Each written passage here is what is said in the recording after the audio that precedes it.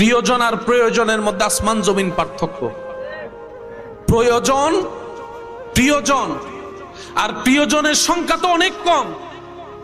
সে প্রিয়জন ওই যখন আজরাইল সামনে চলে আসবে, প্রিয়জন আর প্রিয়জন থাকবে না।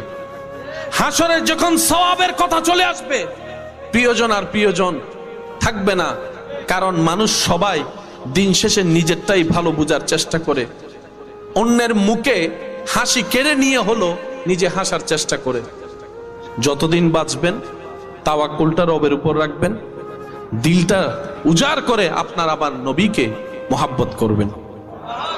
বেশি বেশি ইস্তেগফার করব, বেশি বেশি দরুদ পড়ব, সাধ্য মোতাবেক সৃষ্টির উপকার করব, নিজে সয়ে যাব, অন্যকে সুখে রাখার চেষ্টা করব।